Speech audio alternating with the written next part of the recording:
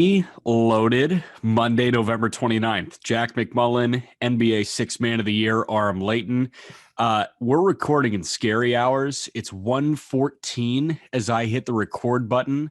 1:14 a.m., not p.m., by the way, for all you sad saps who think we're soft. No, we're recording when it's dark outside and when we should be both sleeping. And that's my fault, Aram, and I'm sorry about that. It's okay, dude. It's okay. You know, some of us are dedicated to just baseball. Yeah. And I know you had some women's hoops that needed calling. And, you know, some things take priority, but you happen to do this on the busiest day ever in hot stove history of all time. So at least we have plenty to talk about. It was a whirlwind. I started writing an article. In the middle of the article, the more stuff happened. I just published it and was just like, screw it. I'll publish another one after that. And then more stuff happened. So this has been nuts. I was in Houston with Ball State women's basketball for an invitational tournament. We get on the flight from Houston, and when I check Twitter before I've got to throw my phone on airplane mode, and yes, I still do throw my phone on airplane mode. I don't just wait for the LTE bars to go away. When I put my phone on airplane mode, last check of Twitter said Max Scherzer could sign in the next couple of days. And then I get off the flight and I take my phone off airplane mode and I see $42 million annually for Max Scherzer over 3 years from the New York Mets. I'm like, how did this all, like, I was still hung up on the Lincoln Riley thing from earlier yesterday. And here I am now at 11:20 Eastern looking at Max Scherzer and saying, wait, this 40-year-old is going to be making $42 million. And by the way, Michael Lorenzen just signed a deal to be a two-way player with the Angels. And like, I also forgot today, Marcus Semien just signed a deal, and so did Kevin Gausman. And like, there's just so much shit. It made my brain want to explode. But I got to walk you through I'm running on fumes because of the stove. I texted you this, but I gotta just recycle it for the sake of, you know, me having a good joke for once in a very long time. I said I am running off the fumes coming from the stove, the gas stove, right? Everybody get that? They think that's a fun joke. Yeah, I think so. But you know, I'm sitting there just perusing Twitter. I've got to get this Uber back from the Indy airport to where I live. And the Uber pulls up. It's like your party Uber. You know, we had the Candyman in Syracuse where he had a bunch of strobe lights in the back seat and he had like every candy assortment you could pick out. Did you ever have the Candyman on Uber? Yeah, I had him a couple times. I feel like it's a really good starting point to a horror movie, though. Yeah, it's a really good starting point to a horror movie. I get in and I'm thinking, oh, this guy's got a purple strobe light. Like, all right, this is going to be interesting. And I close the door and I'm like, wow, this car reeks of six. Just absolutely reeks. And he turns around, he puts his hand on the other headrest and says, hey, man, you got a gas station by your place? Yes, I do. He said, all right, I think I'll make it to your destination before I have to fill up, but we'll see. I mean, I am monitoring his gas meter. It says like 34 miles to empty, and my trip is 33.8 when we start going. And I mean, I'm watching this thing tick all the way down, and I could see the look in his eyes when we were passing the gas station closest to where I'm living. And he was just like, damn, I kind of want to turn in. And I was like, I'm just a little bit farther ahead on this road and you can loop back and stop at this gas station. So I was truly expecting to be sitting in an Uber at 1 a.m. in Indianapolis while he filled up his gas tank. Yeah, well, I've never been in an Uber while they fill up. I usually have dodged that one. I thought you'd hit him with the, oh, no, my co-host is a night owl. I got nowhere to be. Go ahead, fill up. Take your time. Honestly, go buy another pack of cigarettes. You could smoke one if you want. I'll just hang out back here. Aram can wait. Yeah, well, he had a couple of full packs of cigs in his trunk when I opened it up to put my check bag in there. So bulk buyer. Yeah, we've had this bit already too, where we've talked about how it makes no sense that people still smoke those death machines. You know, it does make sense though, buying in bulk. Yes, buying in bulk does make sense. So that's the weird juxtaposition. Like, I'm going to make a cost-effective decision to poison myself. Yeah. Sounds great. But you know what? You know who's not making cost-effective decisions? The Texas Rangers. Yeah. But I don't give a shit. I don't give a shit, man. Like, I see people saying like, oh my gosh, Marcus Semien, 7 years, blah, blah, blah. You can't just convince a dude to come to a 100 loss team. Like, he just came from a 90-win Blue Jays team that would make the playoffs 9 years out of 10. It was a crazy year in the AL East. And now you're trying to convince him to go. And I know money talks, but now you're convincing him to go to the Texas Rangers. And I'm sure he had better offers in terms of average annual value. I'm sure that there was some pushing 30. But the only way the Rangers were going to get Marcus Semien was to say, like, okay, we'll pay you till you're 38. Yeah. And that's exactly what they're going to do. And you know what? Who cares? It's not your money. And the Rangers are trying to be competitive with the new stadium in the next couple of years. We'll talk about it because I want to give you a chance before we get deep into it. Obviously, building through free agency isn't the move, but this is one of those exceptions where I'm just like, this is good. This is good stuff. I'm not going to criticize an overpay in this context. Here's the thing, though. I mean, like, there were so many rumblings and transactions that apparently went final. I mean, they're going to go final with physicals pending. They wanted to get these deals done before the lockout on Wednesday. That's why you will see this crazy 24 hours that we're in the midst of. Today's going to be crazy too. This Monday is going to be nutty because everybody wants the deal done so they can get the physicals done on Tuesday. They can have the deal finalized on Wednesday before everybody goes on this hiatus with the lockout with the CBA. So That's why you saw this push, this mad dash on this Sunday. And it's like a trade deadline, really. It's the closest thing to it. Yeah, because you have a deadline. For one, there's usually only one deadline in Major League Baseball. Now there's two this year. That's a unique thing. It's like a leap year, right? Every time the CBA is up and you got to negotiate a new one, there's going to be two deadlines. The first one and the priority one is always the trade deadline, August 30 or July 31. And then you've got this one that pops up once in a blue moon. So this just popped up. And my one thought on Semien, I think you just hit everything that was circulating through my mind. I just want to expand on your money talks point. Because yes, money talks, but you have to put a lot of money in there for it to scream loud enough to bring you to Texas. I agree. And you know what I think also screams loud, though, is that they're not done. And I mean, we saw it. They go get John Gray. They go get Cole Calhoun. That's not something that I think Marcus Semien is jumping out of his chair, but we know that the reports are they're going to keep doing some more stuff. They might go get a Trevor Story. They want Seager. So I think they told him, look, we're gonna go and get another star to pair with you. And as I wrote in our article on justbaseball.com, is that with Carlos Correa presumably leaving Houston, any of those guys, Baez, any of the middle infielders in this free agent market that they've been tied to, give them the best up the middle duo in their division. That's the best middle infield in the AL West. And it's, let's say they go get Seager.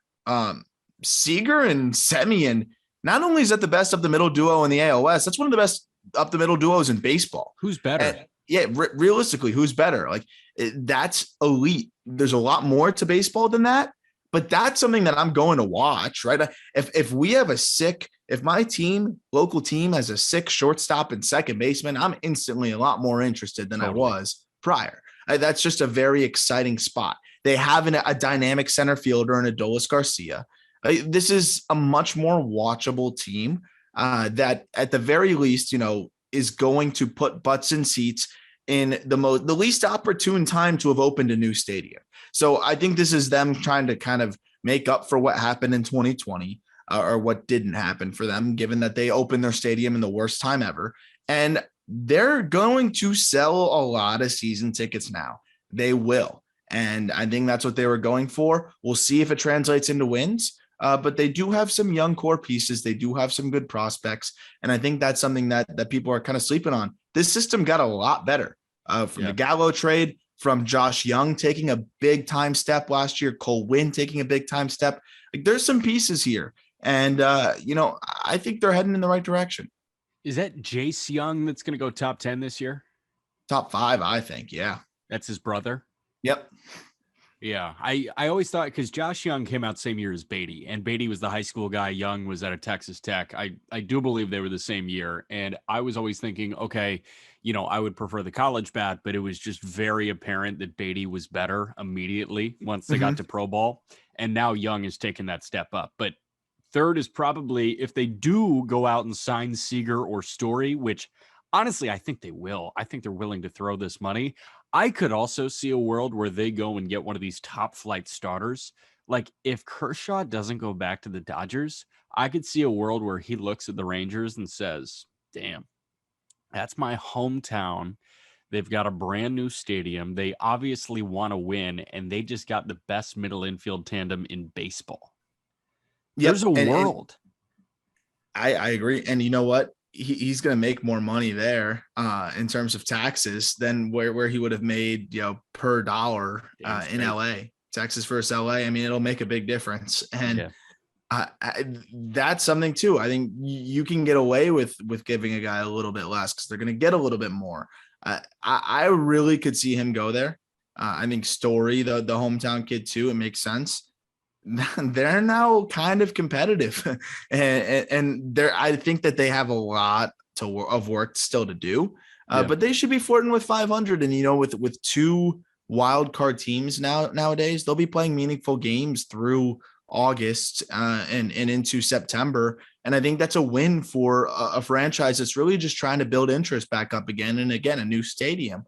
This is great stuff. And I mentioned this earlier on Twitter, and I think I mentioned it in the article as well, is that there's been a trend across baseball over the last week to 2 weeks that I think has been really good as we head into a CBA where this is going to be a very large topic of discussion. And this is parity and payroll parity across the game. Well, we're seeing a lot of these small market teams start to do things that point towards them keeping their stars. Wander Franco, I don't know if it's going to be in Tampa, but he's going to be a Ray for the foreseeable future. That is objective. Ray. Yeah, that's objectively good for baseball. The Marlins lock up Sandy Alcantara for 5 to 6 more years. That is objectively good for baseball. Marcus Semien obviously going to a smaller market team. Good. Byron Buxton sticking in Minnesota. How annoying would it have been if a Yankee or a Dodger or whatever team it was just said, hey, we'll throw $100 million at Byron Buxton, and if it doesn't work out, we won't feel it because we're rich as hell. Like, that's not happening here. We have an unprecedented contract, which we'll get into with Buxton. This is all good stuff. And I think this has been a very positive offseason so far for Major League Baseball. Absolutely. And before we do get into Buxton, I just wanted to say that Semien, the reason we're dreaming on the Rangers is because Semien left the Blue Jays. Kevin Gausman made his way to the Blue Jays. So even though the Blue Jays just lost 45 bombs, they are still retooling, and they've got a really, really interesting postseason rotation if they got that bye into the postseason. Getting Gausman for 5-1-10, that postseason rotation sets up as Barrios, Gausman, Ryu, and Alek Manoah. That's fucking really good. And anything you get out of Nate Pearson's a bonus. Yeah. And I mean, dude, that's a fun team. That's a fun team. I'm all in on moving Pearson to the bullpen personally, but that's a whole different conversation. That team is scary as hell. Even with Semien departing, one of the most exciting offenses in baseball.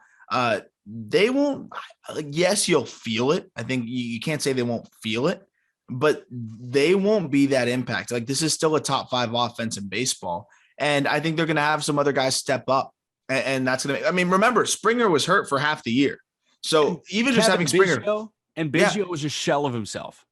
If he doesn't suck, they've got that guy, Jordan Groshans, who's knocking on the door. Yeah. They've got other prospects that are intriguing.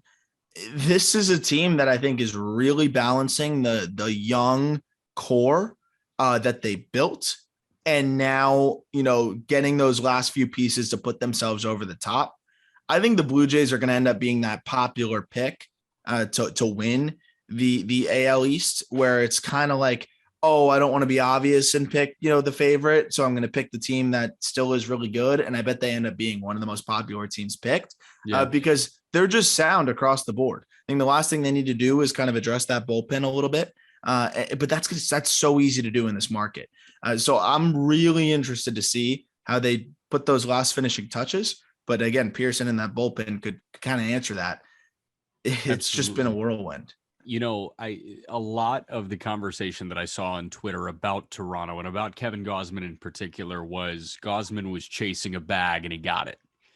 If you were in Kevin Gausman's shoes and you just got DFA'd 2 years ago, why would you not chase a bag? Yeah, right. But also, how about this though? He turned down more money. He turned down more money from the Mets. He wanted to go to a team that he knows can really win. I bet he also didn't want to hit anymore, even though the CBA could change that. And also, I know we're seeing the Scherzer thing, and we're going to wrap the pod with that. And Peter and I are going to spend a ton of time on that with Ryan Finkelstein on tomorrow's episode. But the Mets have not proven anything, and the Blue Jays have proven that they can legitimately contend because of what they did with a short staff last year. Yeah. And also, look at it this way. The Mets had a GM job that nobody wanted. Yeah. And, I think that kind of speaks volumes of the situation there. A new manager, a lot of personalities on this team. The owner. An owner who needs to shut the hell up. Yeah. You want to get into that? Yeah. Let me get into that real quick. Let me give you the floor. So this is something that just I was gonna react to it on TikTok, and I was just like, you know what? It's Thanksgiving. I'm gonna lay off on Thanksgiving. You're not gonna be a dick. I'm not gonna be a dick on Thanksgiving. I felt like I was just gonna get a bunch of comments like, dude, it's Thanksgiving. Relax. So I was just like, all right. So I laid Monday off. And then by Friday it was over. So we're outside the statute of limitations. Steve Cohen, you're not listening to this, but who cares? My issue is this, you come out, and this is in reference to Steven Matz, obviously. You come out and say, this was awful. I never had to deal with anything like this, blah, blah, blah. So unprofessional. And that was the one that really got me. It's like, I've never dealt with such an unprofessional situation here, and player and agent, whatever. But because clearly the professional thing to do as a result of that, like a professional reaction would be to take to Twitter and complain about how unprofessional the situation was that you were a part of. To me, it's like, yes, they might go get Max Scherzer because Max Scherzer doesn't give a shit. Max Scherzer doesn't care who you are. If you say something to Max Scherzer, he doesn't care. He wants to get, I think Max Scherzer realistically is getting, whoever pays the most is going to get Max Scherzer. He wants that mega deal right off into the sunset, and I think he's good. I really think that Steven Matz had a change of heart, had an opportunity to be in a franchise like St. Louis, and decided, you know what? I'm not gonna give the Mets one last chance to match it. He doesn't owe the Mets shit. They traded him away already. He doesn't owe them anything.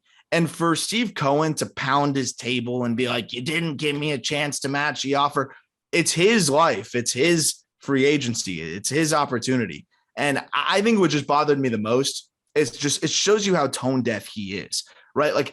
I'm going to complain about how unprofessional this situation was by being unprofessional. And I think it shows you his entitlement. It shows you how disconnected he is. And this is why an owner can't be a fan. An owner can't be the cool owner. He's a billionaire with no concept of what normal interactions are sometimes. And I think that's very clear. And he's just not that likable. I think it's very clear he's not that likable. And I think it's also very clear, the last thing I'll say, is how involved he is in this front office. I think a big reason why nobody wanted this job was because they realized that they're going to have this dude breathing down their freaking neck. And if he's the one complaining on social media about the way things went down, I think it's very clear how involved he is with this entire process when it goes to free agents, trades, whatever it may be. And hell, man, I don't want that job if I have to have an owner with no experience in baseball, a hedge fund guy breathing down my neck, telling me how to do my job because he's a fan and is finally living his little MLB The Show dream because he can afford it. Yeah. Aram, what league is the most player-centric league in professional sports? NBA. The NBA, far and away, right? Who are the only two successful owners / fans in professional sports? Mark Cuban I throw and Steve Ballmer in there too, but Steve the Queens Ballmer. haven't Yeah. done much. So, like, you're looking at Mark Cuban and Steve Ballmer. That's it. It has only worked in the NBA. Mark Cuban has one NBA Finals trophy to show for it. Steve Ballmer has 0 to this Don't point. want to talk about Cubans. Yeah, but here's the thing. Okay, Heat fan, you're absolutely killing me with our Tyler Hero bet right now. By the way, Yeah, Tyler Hero looks by sweet. the way, by the way, and not to interrupt your point, because I know you're about to make a great point.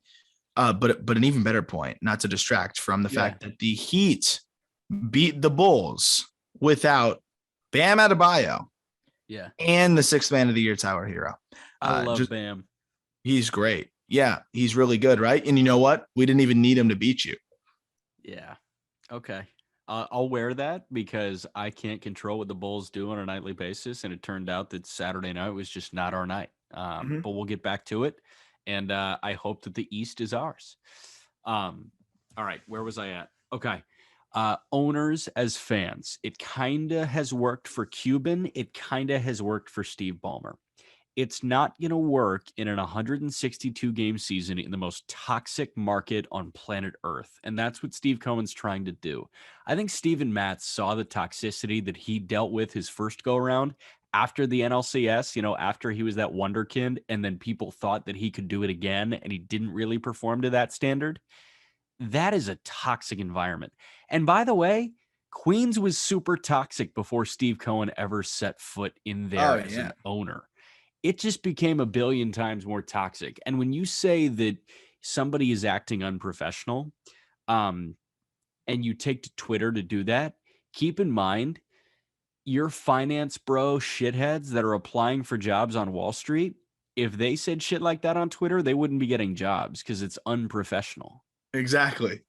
There's this double standard that just makes 0 sense to me in that regard. I do want to talk Buxton right now. Byron Buxton, 7 years, $100 million for the Twins. I think Mike Petriello said this, and I loved this so much. He said, somehow this is a drastic underpay while also a criminal overpay at the same time. Yeah. Well, that's what makes Byron Buxton's contract situation just one of the most fluid, weird, strange. You just can't really put a finger on what the value is of a player like that, right?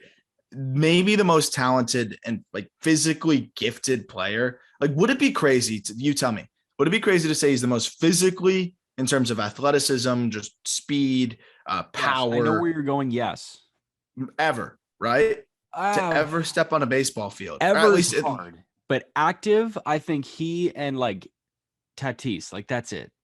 Like realistically, I think he's one of the fastest players ever, and then he also hits the ball 115 miles an hour. Yeah. We don't need to like split hairs into like that, but in terms of people on the field right now, he's as talented as anybody. I mean, I gave the F4 stat a couple podcasts ago about how he was top 37, I think it was, in Major League Baseball in F4, despite only playing a third of the games in Major League Baseball. So that's just gives you the context of how dominant this guy is. So what's tough though is obviously he's never on the field. He's only played 100 games once. And how do you lock a guy up like that while also not fully compromising the future of your mid-market franchise who can't afford to whiff on a big deal? This was that, because the incentives that he got, MVP incentives, are unprecedented. We've never seen anything like this. And really what the MVP incentives are, they might as well just be at bats. They might as well have just said you get 500 at bats, you get $5 million, because we know if he gets 500 at bats, he's finishing top 5 in MVP vote. Yes. Man, that's the coolest part. It is. And here's the conversation that I really liked to see earlier today. And it was, how quickly does Byron Buxton earn this back? How many seasons of Byron Buxton at full health get you $100 million in value? Like, and the answer is probably 3. Yeah. So like 3. That's like less than half. If you play less than half of the games over the next 7 years, the Twins realistically earn that contract back. They got a guy who should be valued when he's on the field right around $30 to $35 million. Like, That is insane. So I think they're banking on him to play. If they have him locked up for 7 full seasons, if everything works out, obviously they want him to play 7 full seasons of baseball. But I think they truly feel like they earned their money back on this deal if he plays the equivalent to half of it, 3.5 full seasons of baseball.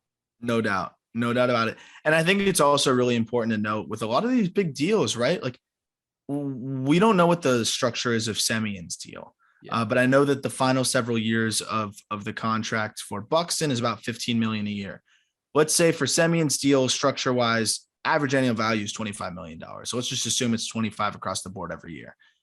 25 million in 2027 is not going, that's not going to be what 25 million is now. You can pretty much scale that down about 20%, right? It's going to be a little bit less. So that's also worth noting. Like Byron Buxton for 15 million in 2026, that's a good bargain, man. That's a good bargain, even if he's still kind of teetering a little bit and only playing 120 games. It's a good bargain. I love that deal. I love that we don't have to worry about Buxton becoming the best player in baseball for the Yankees or the Dodgers or whoever the hell else.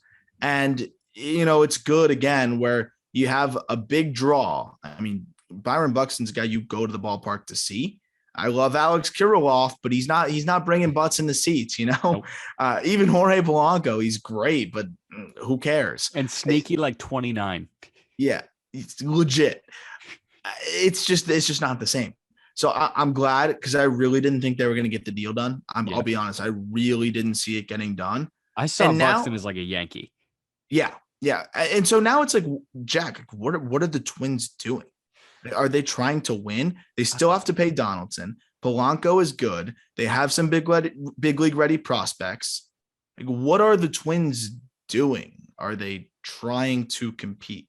I don't know. Like no offense to Bailey Ober, but if you run Bailey Ober out there every 5th day, like you're not going to win the AL Central. With the White Sox there, you're not going to win the American League Central. Like that team is just too talented and you are too not talented. But if they go and they piece things together and prospects hit correctly and Austin Martin all of a sudden becomes who we think Austin Martin could possibly become, like their presents this window. I don't know when the window is, but the Twins are fascinating. And I feel like they're not going to be successful, but I think they got their guy to center the team around for 7 years. I think that's what this deal did. Yeah. I do want to run through a couple more guys. One more thought from you, and then I want to run through 3-4 more guys rapid fire to wrap up the show. Yeah, absolutely. This is just going to be a nerdy, irrelevant point that probably very few people care about, but I just wanted to it's just tip of the cap to the Twins, right? Like they kind of have made some good moves quietly. Like I'm looking at their full roster right now, and I'm remembering like, oh yeah, they did go get Joe Ryan. And like, yeah, he struggled a little bit last year, but I do think Joe Ryan could be really interesting. They do have Jose Miranda, who was probably the best hitter in the minor leagues last year. And I'm actually a believer in him being able to probably put it together. You mentioned Austin Martin. Oh, not only did they get these prospects, but these prospects are like big league ready or close to it. They go get Semien Woods Richardson, who I think could be ready by the end of next year. So they did make good moves that I think can make this team competitive-ish, but they need to figure out what they're doing here because, like you said, they're rolling out Bailey Ober, like Randy Dobnak. Like that's not going to fly. If they're going to try to be decent next year, they're going to need to go after some middling arms, hope that they overachieve in that department. Corey Kluber could have made sense. Obviously, he wanted to go to a contender. Those types of guys, they hit on a couple guys like that. This is a sneaky, decent team. Don't forget, this was a team last year that we were expecting to do big things, you especially. They could be competitive and if they can hit on a couple arms, because I do really like the prospects that they have, and I like the timeline on a lot of these guys. And I think Kirilloff's going to really put it together next year. Yeah, and you don't need to look too far. I mean, just think about the AL Central. Like, you've got Matt Boyd that just hit the open market. Matt Boyd to Minnesota feels like it could work. Like, yes, that'll happen. Like it feels like it'll happen.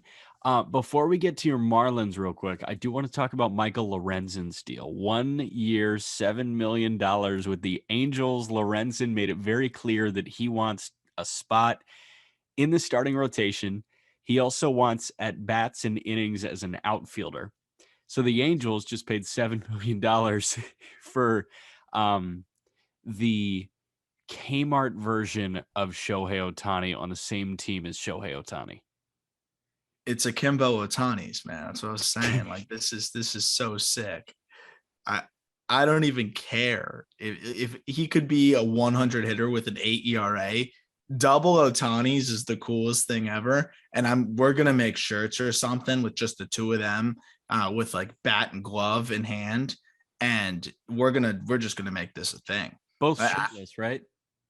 What both sure, obviously. Okay, good. But like this is crazy. I think it's weird that Lorenzen wants to do this because he's not even that good of a pitcher. Like I think he's had good stretches. I think he's talented, but it's like why be mediocre at one thing when you can be mediocre at two? Hey, Michael Lorenzen, if he fully commit to being a setup guy, could be a really good setup guy. Yes. But he wants to be a starter, which that in itself I thought was a stretch. Like if Michael Lorenzen's telling me like I want to be a starter, like maybe if I'm the Twins, I'll be like, yeah, fuck it. Like yeah, let's try it out. But if he's like, oh no, but I want to hit too.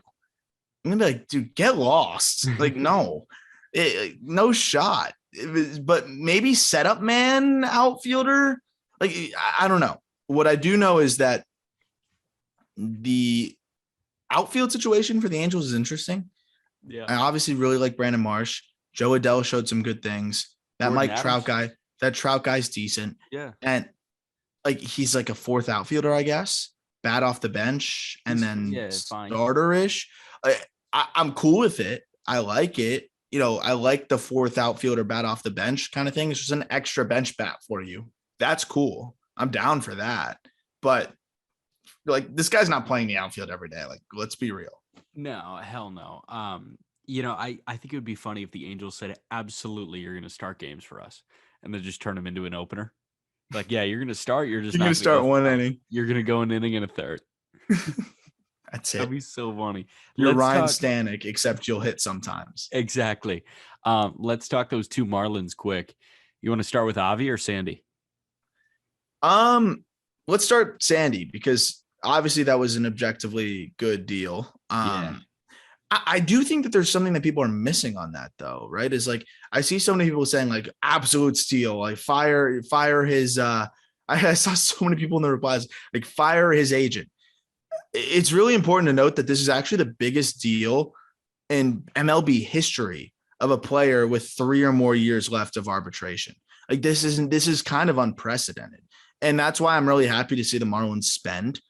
Because the Marlins realistically and historically, the Marlins would sit there and say, why would we spend? We have him under control for 3 years. Yeah. Like that's what they would say. But what the Marlins did is they said, we're going to pay you basically 80% more over each of the next couple of years, 100% more, maybe in the back end, just to get 2 extra years of you. And that is a good gesture. You know, that is, again, a good thing to see from the Marlins is like, they're like, we're going to pay you more now. So you're going to make a little bit more. We're going to skip this whole arbitration bullshit where we pretend you suck. And then we're going to say, hey, we love you again. And we're going to pay you this amount of money that's set. You're good. You have it. It's guaranteed. And then there's an option for a 6th year that is at $21 million, which I think makes sense for both sides. That was a great move for the Marlins. Again, objectively good for baseball when you have a good player staying with a small market team. Sandy has blossomed into one of the most exciting young pitchers in the game. I've always been, you know, super, super high on him, but I never thought he would be this good in terms of his command. He's really a special young arm, and I'm glad that the Marlins are keeping him around because it's been a lot of heartbreak of players departing for local fans. And, you know, the only other guy that they really had pitching wise was Jose Fernandez. And, you know, he dies. So it's been a lot for this Marlins fan base. And I'm glad to see some good gestures and continuity here for the future. I like that they got with the times, and that was Kim getting with the times. You get with the times by hiring Kim Ang, and she knows what she's doing. You know, here's what I'll say about the general manager position in Major League Baseball. If you are not looking at young players through this lens, you're a dinosaur. Yep. And you shouldn't be a Major League GM. Now, if you say, oh, we can just disrespect the shit out of them for 6 years, like we're going to be fine, we get 6 years of them, you're not thinking about the window after that. While Eric Neander is thinking about the window after that with Wander. And, AJ Preller, I mean, this guy is J.R. Smith. I keep saying it, and I'm always going to compare AJ Preller to J.R. Smith because he just chucks shots. You just showed it with Frazier, bro. Like they just are like, oh, all right, whatever. Horrible. That was disgusting. Give me 40 cents on the dollar. Yeah, that's a conversation for another time there. But I mean, like he showed it with Tatis, right? Like you're going to see it more and more. The Red Sox have 2 more years of arbitration with Rafi Devers, but I could totally see Chaim Bloom offering Devers this massive extension just to bypass those years of arbitration. That is the Rick Hahn special. He bypasses arbitration. Did it with Moncada, did it with Tim Anderson, did it with Eloy, did it with Luis Robert. All these guys are bypassing arbitration. That's the way to go to buy a couple more years. Kim Ng knows how to do that now. The Marlins have a GM that is actually competent and knows how to work in Major League Baseball in 2021.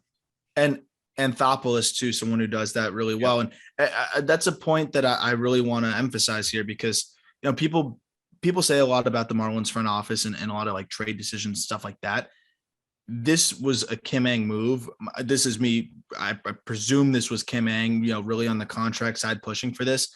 And I'm hoping that they give her some more freedom to make transactions because this is a collaborative front office that I know for a fact. A lot of it goes through Jeter. A lot of it goes through Gary Denbo. And I think at times, she does not get that freedom. And this is a great move. This is a forward-thinking move that we haven't seen the Marlins make, and it's a great start. But they committed $100 million today, man. Like that's something I haven't seen ever really since. How about the other 50 with Avi? It's tough to complain about spending money when they never spend money. But it's a little bit questionable. I think 4 years for a guy who has never put together consecutive years. And I think you can speak to this pretty well, probably as a White Sox fan. You saw a great year from him where he put up a 130 WRC plus, where he mashed the baseball, where he was good defensively. But then he followed that up with a bad year. And then, you look at every single season that he's had, it's like good, bad, good, bad, good, bad. And I just don't know if you can count on Avi Garcia giving you 4 years of good baseball as his defense declines and you're putting him in a cavernous outfield. What I do like is that he's a guy that is going to hit the baseball. He hits the ball hard. He's a high floor guy that should be a solid bat with the team that put a lot of not solid bats out there. I just think for a team that doesn't spend much money very often, that's a very large commitment, Jack. It's a very large commitment, and here's what I'll say about Avi Garcia. From just watching him with the White Sox, granted, he was younger at the time. Sox were his second stop of his big league career after the Tigers. And, I sent this text to the group of Just Baseball. I said, we went from Avi Garcia being tabbed Baby Miggy to me having to Google what team Avi Garcia was on like a couple of years ago. You're right. He's hot and cold. I mean, there were some nights where I would watch Avi Garcia and say, this guy is so supremely talented. And then there were other nights where I was like, I don't know if this project is ever going to get turned in and get an A. And I think what I see with Avi Garcia is I see a guy that's worth this type of money.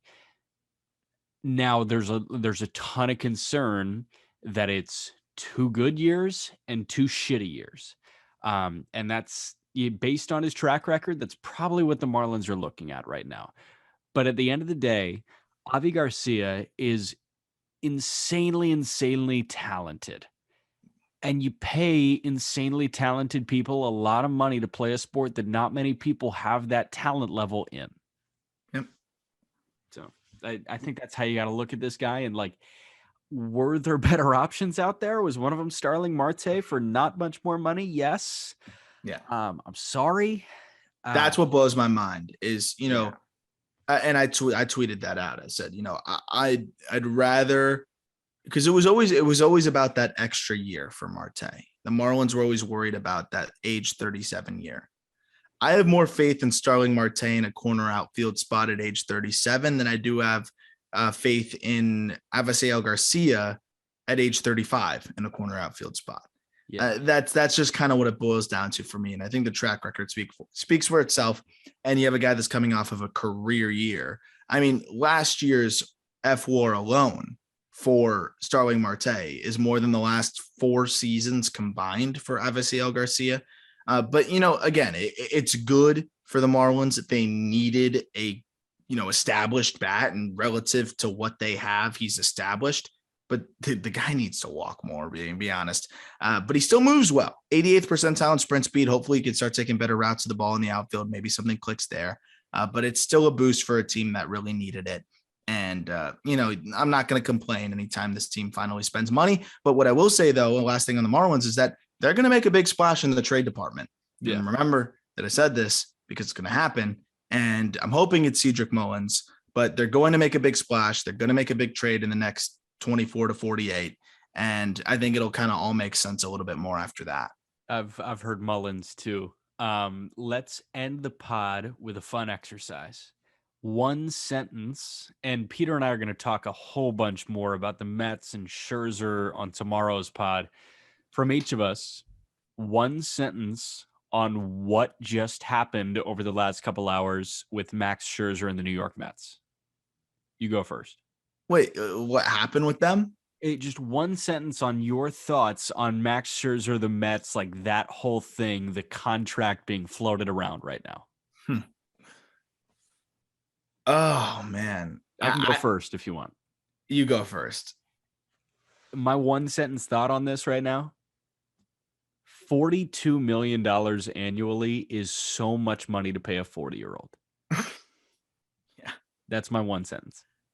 I'm gonna just say you got to bribe guys to go to Queens. That's a good one. That's what it's come down to for me. I think it's clear. And like, he's not even jumping at that. This deal isn't even done yet, bro. Like, at $42 million a year, 42 at 40.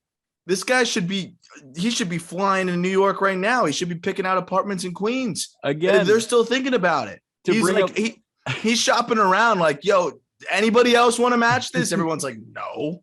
Are you crazy? And he's like, please, somebody even just get close to it.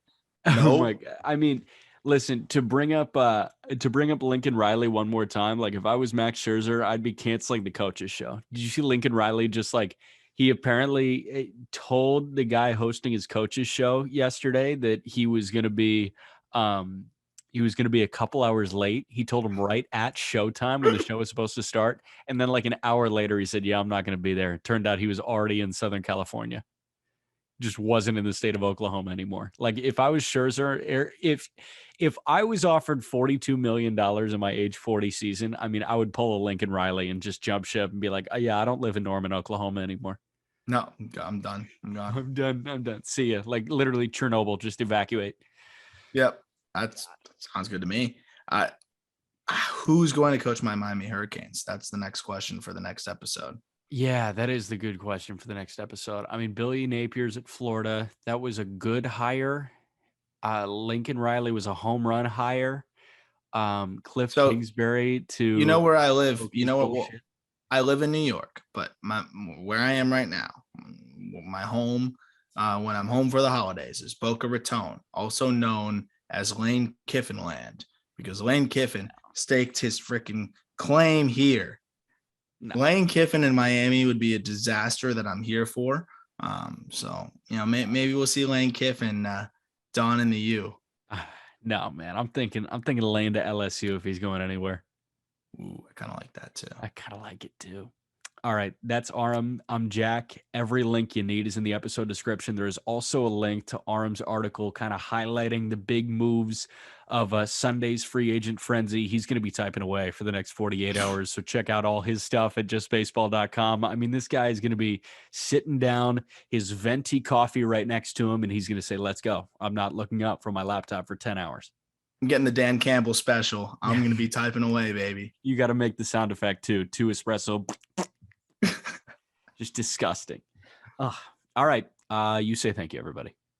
Thank you, folks. It's 1:59 a.m. We're getting out before 2.